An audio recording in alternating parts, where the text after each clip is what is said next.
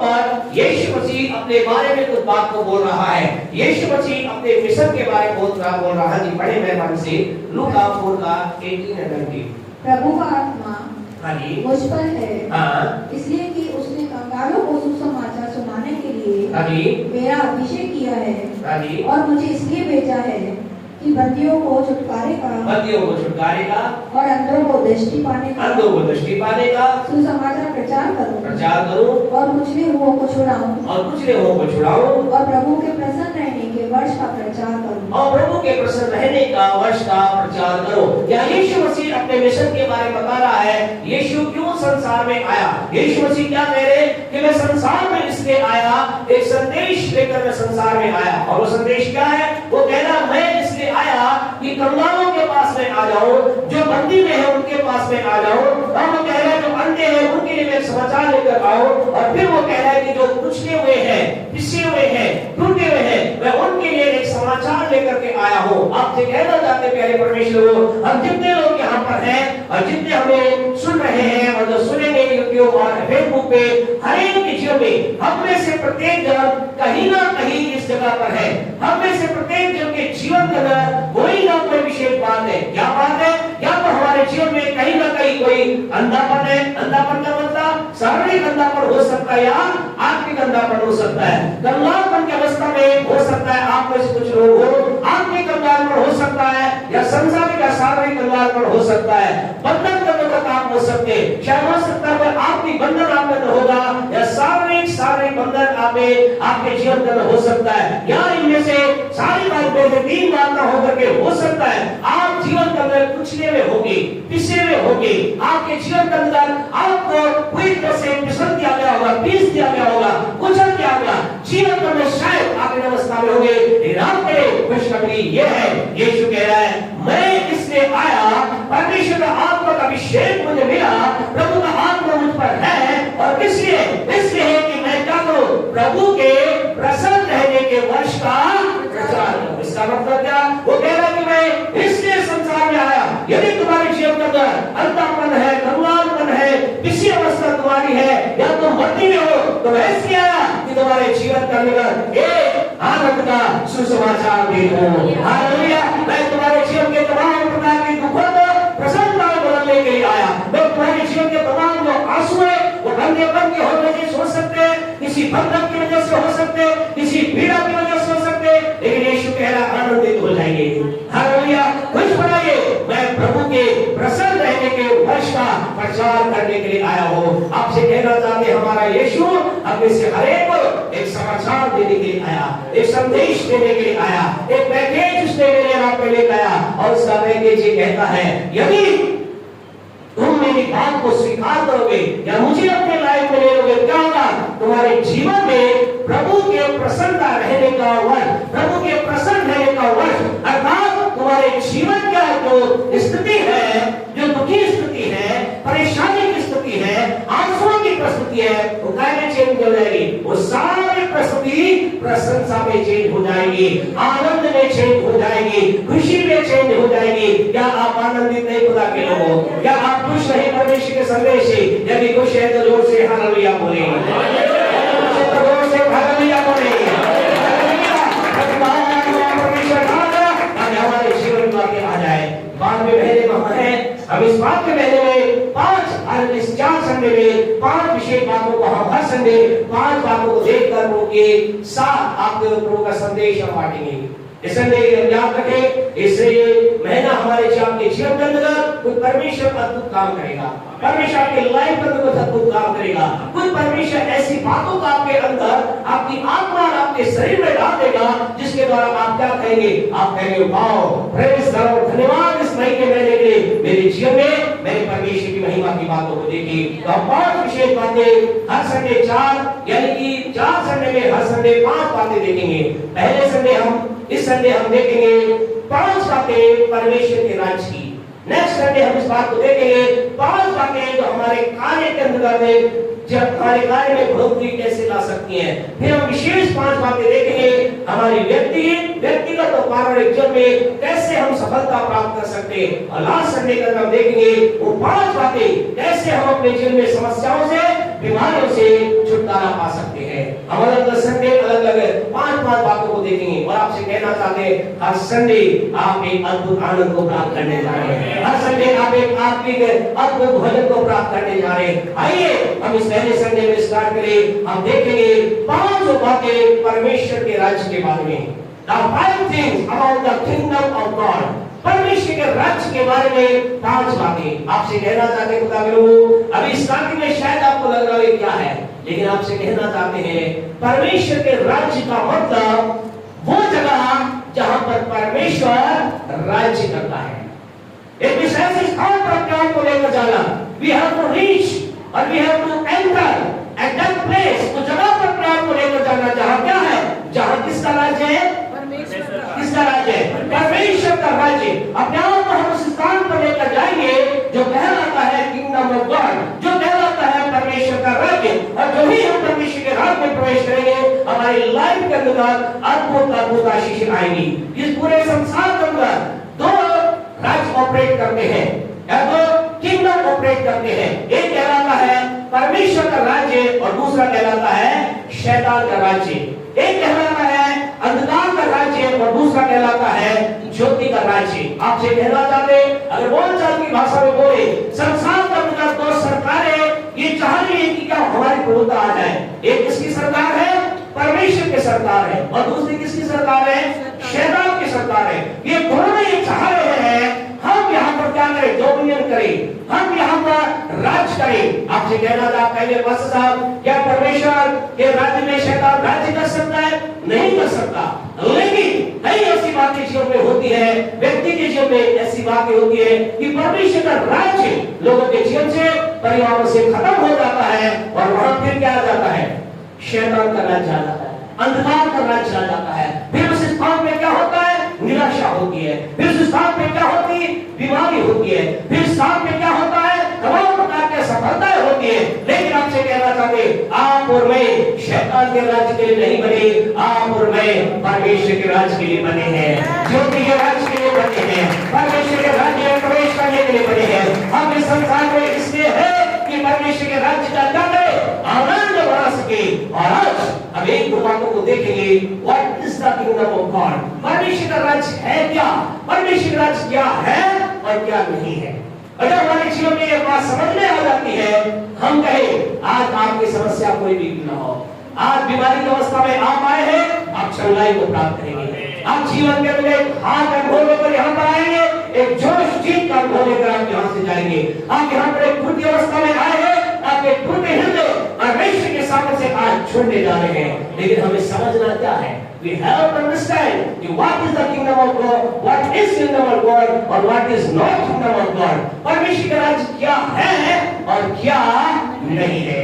आइए हम शुरुआत करें। अपने पड़ोसी को बोले, भाई, आपके बाद बहन को बोले, भाई परमेश्वर के राज्य को समझिए, क्योंकि परमेश्वर का राज्य आपके जीवन में, आपके परिवार में, आपके कार्य में, आपकी प्रस्तुति में एक परिवर्तन को, सफलता को, उन्नति को, बढ़ोतरी को ला सकता है।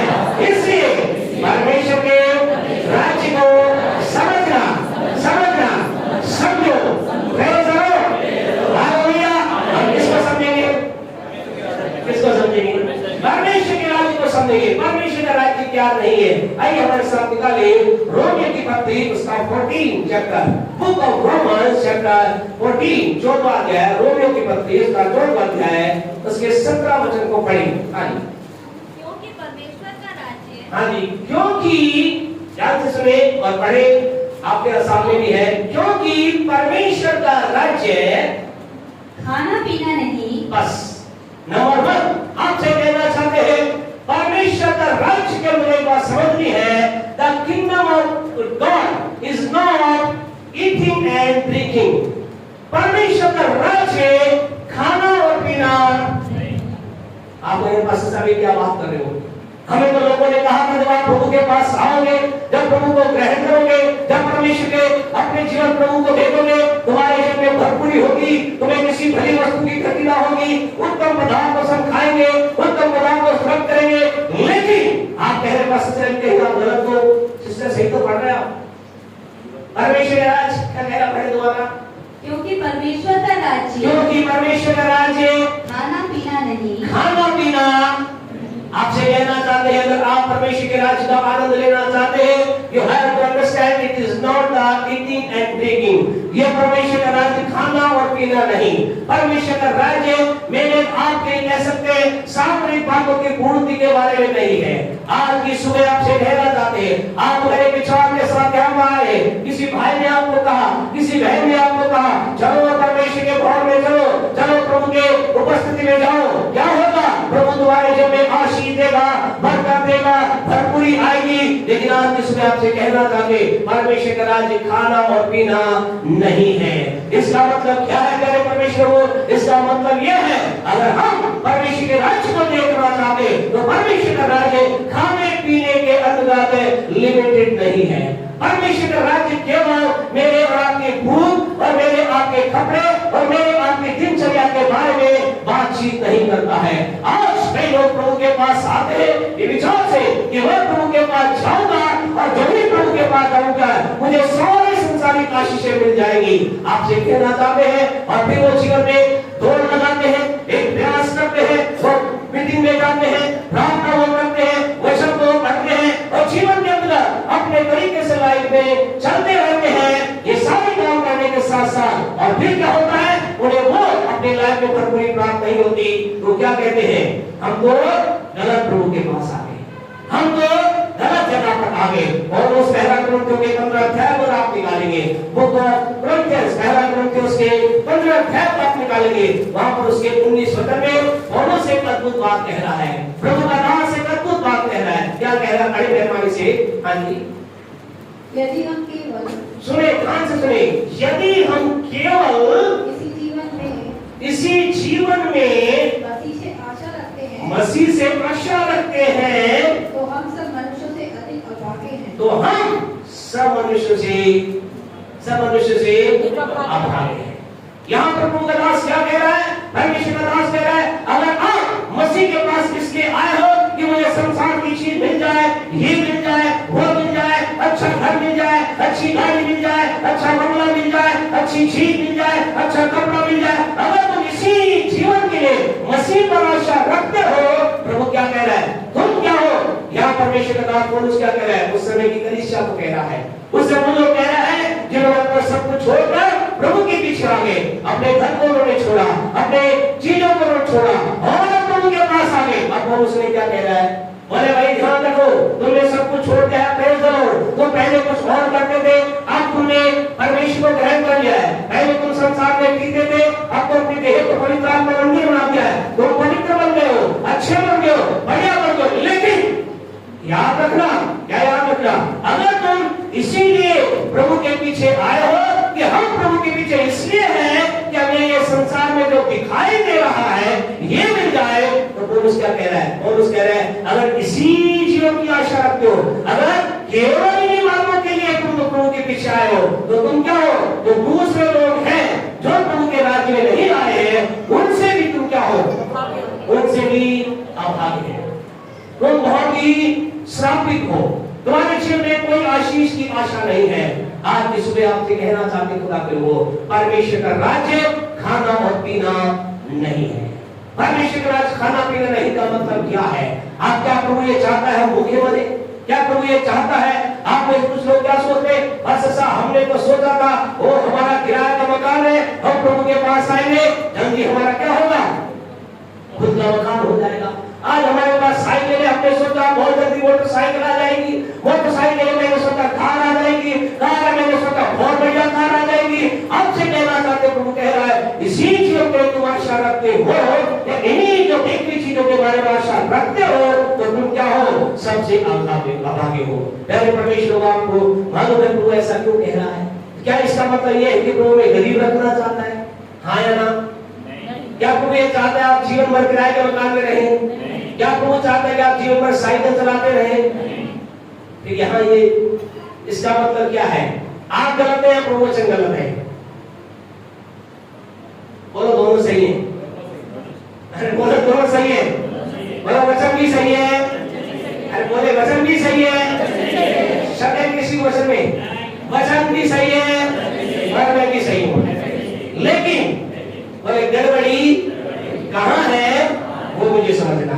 आपसे कहना चाहते परमेश्वर के लोगों एक जगह गड़बड़ी है और वो हमें समझना है। यीशु मसीह जानते क्या कह रहा है, यीशु मसीह जो वास्तविकता में क्या बात कर रहा है। मत्ती 6:31 पढ़े जल्दी से हमारे साथ, मेहरबानी से 6:31 पढ़े। मैथ्यू 6:31। हाँ जी, इसलिए हाँ जी, तुम चिंता करके यह न कहना। ध्यान रखिए प्रभु क्या कह रहा है, चिंता करके ये ना कहना कि हम क्या खाएंगे, हम क्या खाएंगे, क्या पिएंगे, क्या पिएंगे, या क्या पहनेंगे। क्या पहनेंगे। अरे परमेश्वर के लोगों, जब परमेश्वर के राज्य के बारे में कह रहे हैं, परमेश्वर का राज्य खाना पीना नहीं, परमेश्वर का राज्य ये नहीं कि मैं क्या खाऊंगा, क्या पीऊंगा, क्या पहनूंगा। आपसे कहना चाहते परमेश्वर कह रहा है, ये अगर इसी चिंता में तुम बिता रहे हो, इसी विचार पर तुम जीवन बिता रहे हो कि मुझे अच्छा कपड़ा कैसे मिलेगा, अच्छा खाना मेरा कैसे आएगा, मैं अच्छी चीज कैसे पीऊंगा, अच्छी चीज कैसे पहनूंगा, अगर तुम इस बात की चिंता कर रहे हो तो क्या है, you are out of the kingdom of God. तुम परमेश्वर के राज्य से बाहर हो। तो प्रभु कह रहा है, प्रभु कह रहा है, अगर तुम परमेश्वर के राज्य में प्रवेश करना चाहते हो, आपसे कहना चाहते खुदा लोग, प्रभु क्या कह रहा है, प्रभु कह रहा है इन बातों की चिंता मत करो। क्यों? क्योंकि आगे वो कह रहा है, कौन करता है इन बातों की चिंता, क्या लिखा आगे, क्योंकि इन बातों की चिंता तो वो करते हैं जो परमेश्वर के राज्य में जिन्होंने प्रवेश नहीं किया है। वो लोग इन बातों की चिंता करते हैं जिन्होंने परमेश्वर के राज्य का स्वाद नहीं चखा है।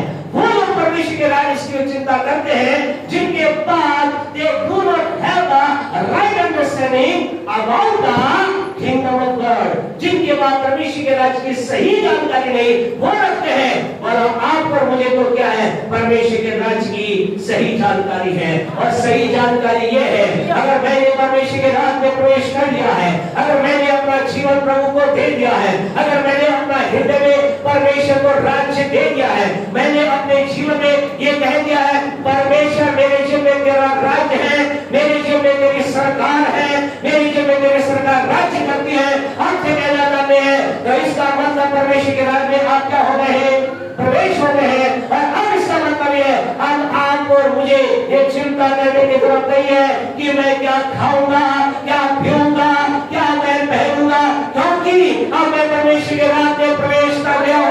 अब इन सारी बातों की चिंता मेरा स्वर्गीय पिता पहले से ही करता है। और उससे मेरे लिए आपके लिए हर एक बात का प्रमाण कर दिया है। परमेश्वर के राज्य में प्रवेश करने का मतलब है, I do not worry about anything, what I will eat, what I will wear, where I will live। मुझे चिंता नहीं कि मैं क्या पहनूंगा, क्या खाऊंगा, क्या कहूंगा, क्योंकि मैं परमेश्वर के राज्य में मैंने परमेश्वर के राज्य को ग्रहण कर लिया है, मैं परमेश्वर के राज्य में एंटर कर गया।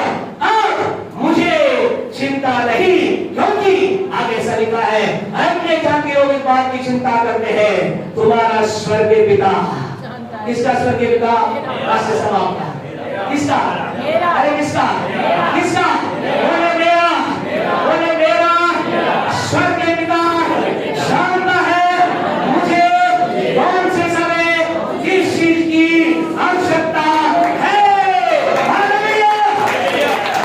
उसे मालूम है कब आपको स्कॉर्पियो गाड़ी दी जाए, उसे मालूम है कब आपको फॉर्च्यून दी जाए, उसे मालूम है कब आपको ब्रांडेड शर्ट दी जाए, उसे मालूम है कब आपको किराए के मकान से निकालकर खुद के मकान में प्रवेश करवाया जाए। आनंदित हो जाए खुदा के बंदे, you are in the kingdom of God, you are in the kingdom of God। आप परमेश्वर के राज्य में हैं, इसलिए आपको इन बातों की चिंता करने की इन बातों की चिंता करने की जरूरत नहीं है। परमेश्वर का राज्य यानी परमेश्वर को खाना पीना, अर्थात इसका मतलब क्या है, इसका मतलब परमेश्वर का राज्य है, मुझे किसी बात की चिंता करने की आवश्यकता नहीं है।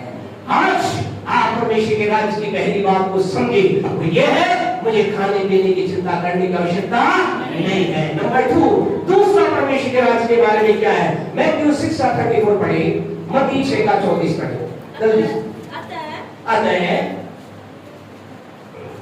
अतः कल की चिंता न करो। कल की चिंता आपसे कहना चाहते हैं, अगर आप परमेश्वर के के राज्य का आनंद लेना चाहते हैं, आप परमेश्वर का अपने जीवन का परमेश्वर के राज्य को प्रभुता देना चाहते हैं, आप परमेश्वर की सरकार के अधिकारी बनना चाहते हैं, आप चाहते हैं कि आपके जीवन में परमेश्वर की सरकार हो। कितने लोग चाहते हैं कि उनके जीवन परमेश्वर का हो? हम सब चाहते हैं हमारे जीवन क्या हो? परमेश्वर की सरकार हो। उसकी सरकार के अंदर हम आना चाहते हैं। यदि हम आना चाहते हैं, दूसरी बात आपको क्या करना पड़ेगा?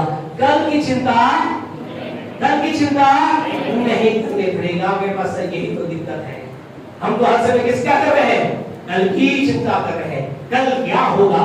आपसे कहे आज बहुत से लोग इस बात की चिंता में जी रहे हैं, कल क्या होगा, अगर मेरी नौकरी चली गई तो क्या होगा, अगर कंपनी ने मुझे निकाल दिया कल मेरा क्या होगा, मेरा बच्चा बड़ा हो रहा है उसकी शादी सही टाइम पे नहीं हुई तो क्या होगा, मेरी बेटी बड़ी होगी इसकी सही टाइम पे शादी नहीं हुई तो जाने क्या होगा, मेरे बच्चे या बच्चे जो पढ़ने वाले एग्जाम दे रहे वो क्या चिंता कर रहे, वो चिंता कर रहे हम एग्जाम दे रहे अगर फेल हो गए तो क्या होगा, अगर हम सफल नहीं हुए तो क्या होगा, अगर हमारे वो जो किराए का मकान है मकान मालिक ने हमें वहां से निकाल दिया तो हमारा क्या होगा, कल हमारा क्या होगा। आपसे कहना चाहते हैं आज कई लोग किसमें जी रहे हैं? कल की चिंता में जी रहे हैं। आपसे कहना चाहते लोग कल के बारे में सुन रहे हैं, अगर ऐसा हो गया तो, अगर ऐसा हो गया तो, अगर इस तरह से कर दिया तो।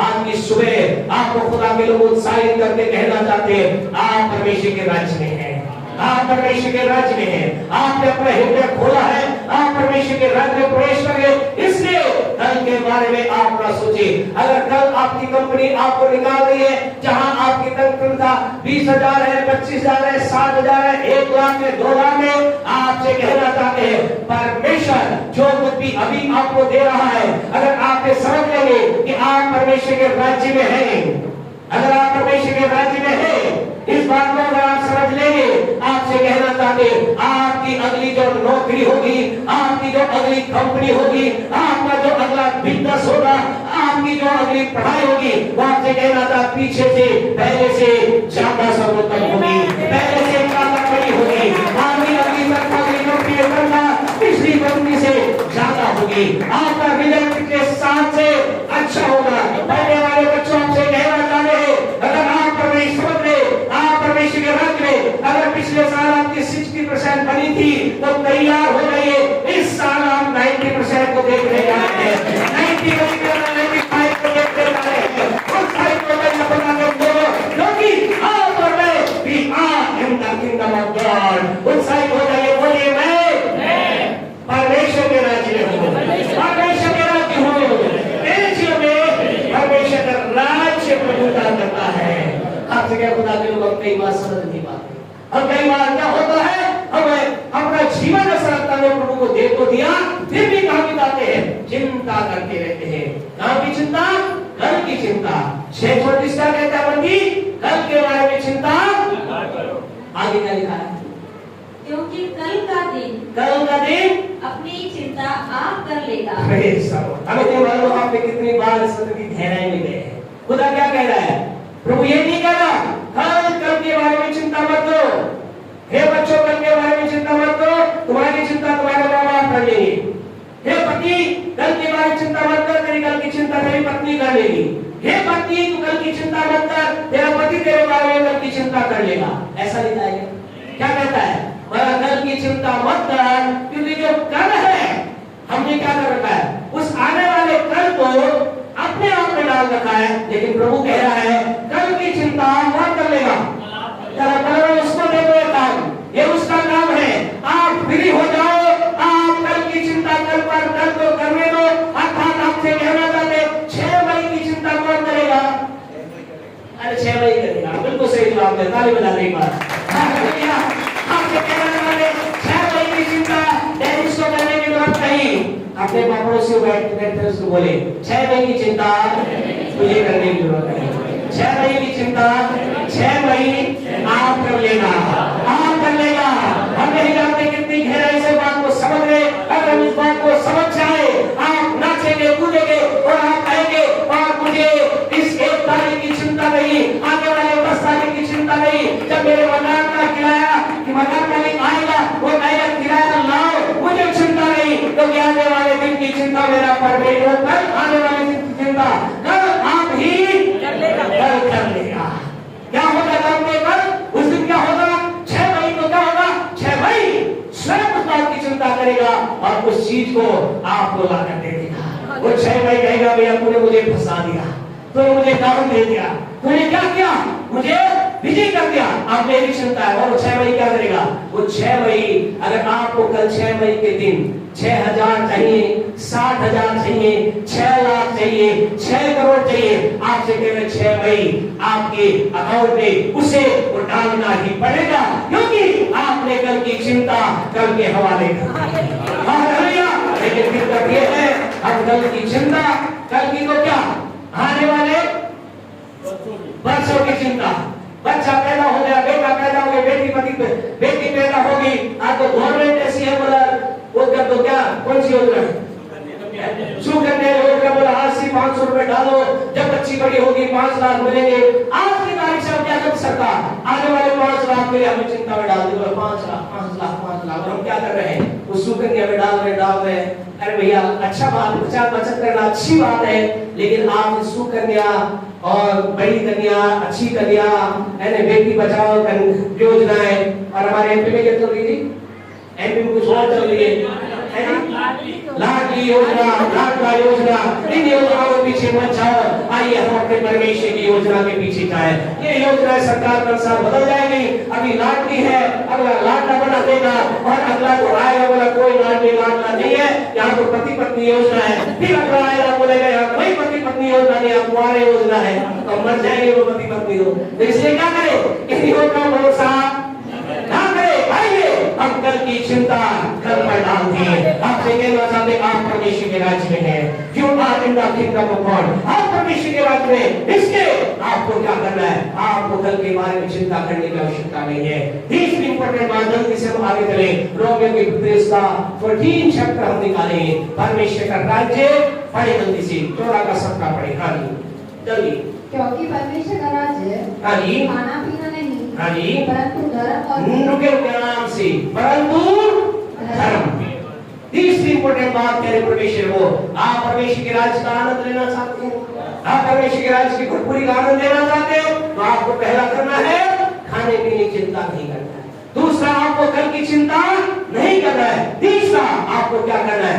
आपको you have to follow a religion. आपको क्या फॉलो करना है? धर्म को मानना है।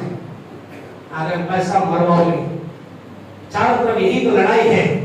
इसी लड़ाई की वजह से किसी को कुर्सी मिलती है और किसी कुर्सी जा रही है। और मैं परमेश्वर को आपसे कहना चाहते हैं, आप और मैं अगर परमेश्वर के राज्य को समझना चाहते हैं तो हमें क्या करना पड़ेगा? हमें धर्म को अपनाना पड़ेगा, हमें धर्म में चलना पड़ेगा। आप कहेंगे बस आप चिंता मत करो, मैं तो मान रहा हूं, मेरा धर्म यह है, मैं हिंदू हूं, मैं मुस्लिम, मैं सिख हूं, मैं ईसाई हूं, मैं पारसी हूं, मैं बौद्ध हूं, मैं सिख, मैं कुछ भी हूं, मैं धर्म को मान रहा हूं। आपसे कहना चाहते हैं यहाँ धर्म की बात नहीं कर रही, क्योंकि परमेश्वर को इन दुनिया में धर्मों की आवश्यकता नहीं है। आपको मुझे क्या करना है? अगर हम परमेश्वर के राज्य का आनंद लेना चाहते हैं, हमें एक धर्म के अंदर प्रवेश करना है, हमें धर्म का पीछा करना है। जल्दी से क्वेश्चन निकाल कर हम आगे बढ़े। 6:25 निकाले। आखिर वो धर्म क्या है? परमेश्वर जब कह रहा है परमेश्वर का राज्य एक धर्म है, परमेश्वर के राज्य एक धर्म का पालन करना है। 6:25 पढ़े, 6:25। हाँ जी। और यदि हम हाँ अपने परमेश्वर यहोवा की दृष्टि में, ध्यान से सुनिए जी, यदि हम अपने परमेश्वर यहोवा की दृष्टि में उसकी आज्ञा के अनुसार इन सारे नियमों के मानने में चौकसी करें, तो यह हमारे लिए धर्म है। तो यह आपके लिए, मेरे लिए क्या ठहरेगा? क्या ठहरेगा? छोटे भैया हाँ क्या ठहरेगा? ये कहता अगर हम ऐसा करें ये हमारे लिए धर्म ठहरेगा। आपको कहना चाहते हैं परमेश्वर के राज्य का आनंद आप लेना चाहते हैं, परमेश्वर के राज्य में आप प्रवेश करना चाहते हैं, परमेश्वर के राज्य की भरपूरी को देखना चाहते हैं, आपको धर्म को फॉलो करना पड़ेगा। और धर्म क्या है? धर्म क्या है? परमेश्वर के वो कोई दुनिया के द्वारा बनाया हुआ कोई नियम कानून नहीं है, लेकिन धर्म का मतलब है जो कुछ भी परमेश्वर ने अपने पवित्र वचन में कहा है, जो कुछ भी परमेश्वर ने आज्ञा दी है, जो कुछ भी परमेश्वर ने बोला है, खुदा वचन कहता है उन सारे नियम को मानने में चौकसी करना। You have to arrive to obey the commandment of God. आपको परमेश्वर के वचन को, उसकी आज्ञाओं को मानने में क्या करना है? चौकसी करना है। खुदा आपसे बोलेगा, क्या कहेगा?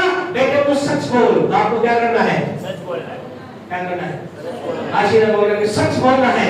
जब कहते खुदा वचन कहता है सच बोलना है, तो कई लोग कहते हैं, विशेष बिजनेस में लोग कहते हैं बिना सच के तो काम चलता नहीं। बोला दो चार झूठ बोले तो हमारा माल बिकता ही नहीं, बोलना पड़ता है ना।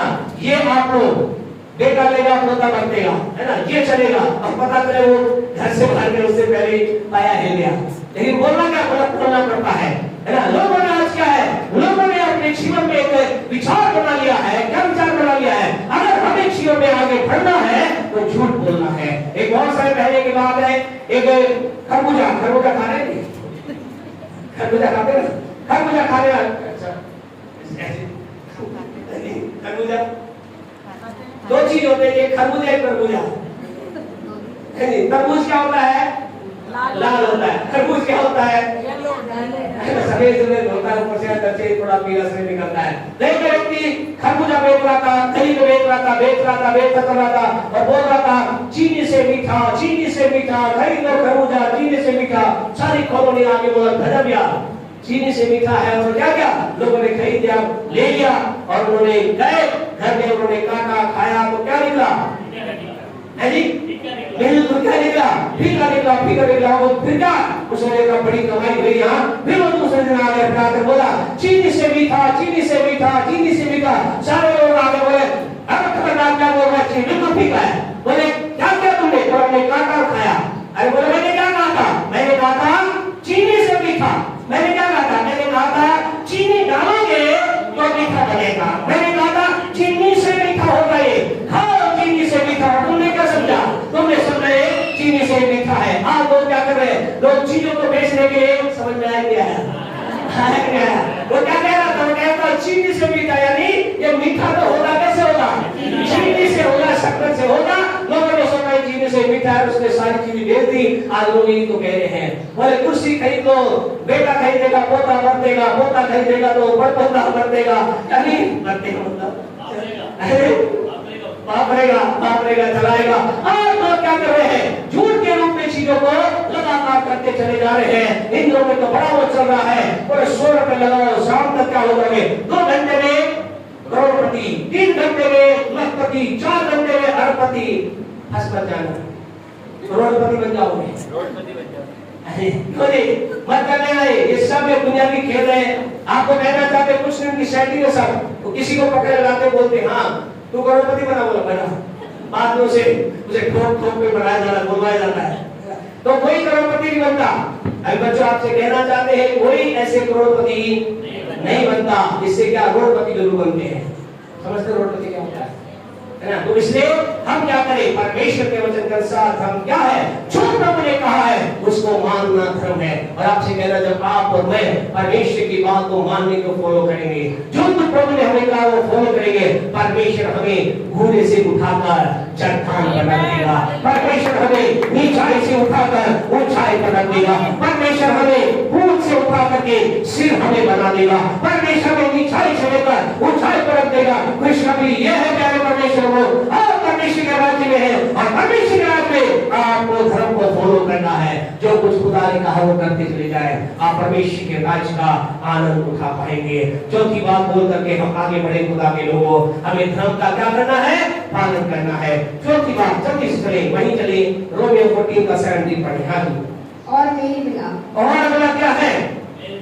परमेश्वर का राज्य क्या है? मेल और मिलाप है।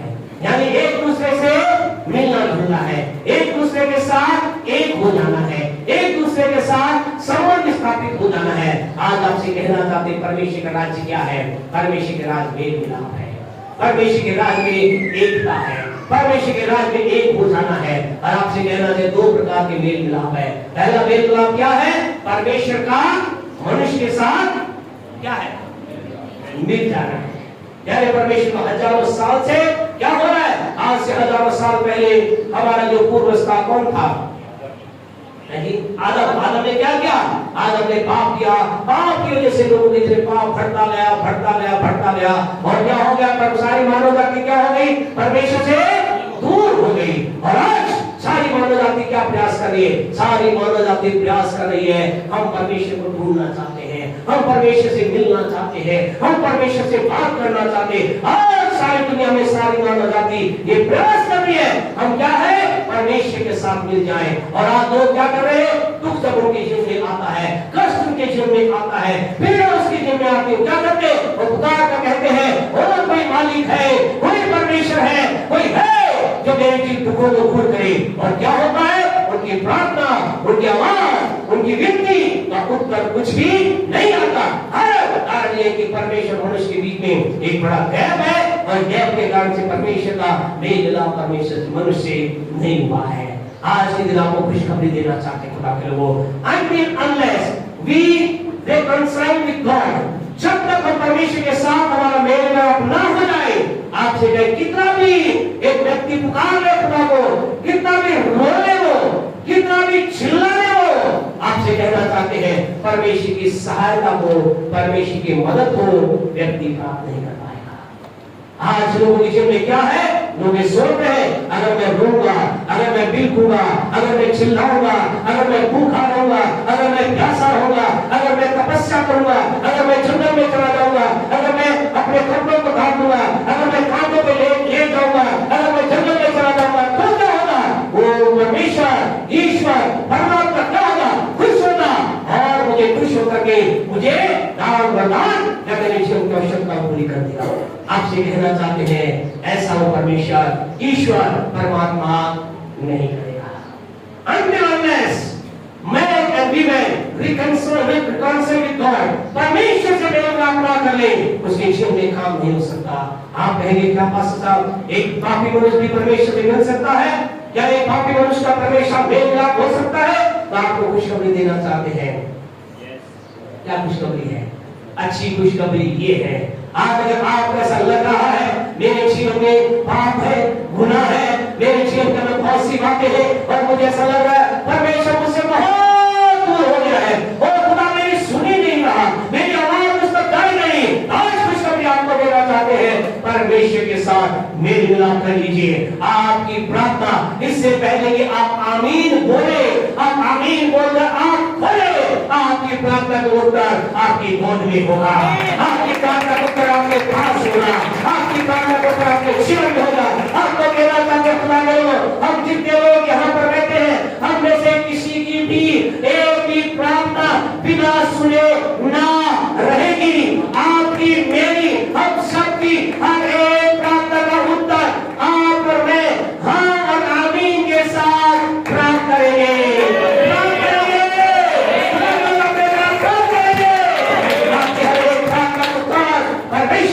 अनुग्रह से आप प्राप्त करेंगे। धरना क्या होगा? धरना प्यारे परमेश्वर के लोगों, आपको मुझे परमेश्वर के साथ मेल मिला। दूसरा कुरिन्थियों का 5वां अध्याय, जल्दी चले हम खत्म करेंगे। 2 Corinthians chapter 5 verse 18 निकाले, प्रभु का वचन क्या कहता है? ये सब बातें, हाँ जी, ये सब बातें परमेश्वर की ओर से हैं, परमेश्वर की ओर से है, जिसने मसीह के द्वारा, जिसने, किसने, किसने जोर से बोले, किसने? परमेश्वर ने, परमेश्वर ने, जिसने परमेश्वर ने अपने साथ अपने बच्चा लीडर तेरे को किया, हाँ जी, अपने साथ हमारा मेल मिलाप कर लिया, हमारे साथ क्या कर लिया? मैं अपना मेल मिलाप कर लिया। हालेलुया।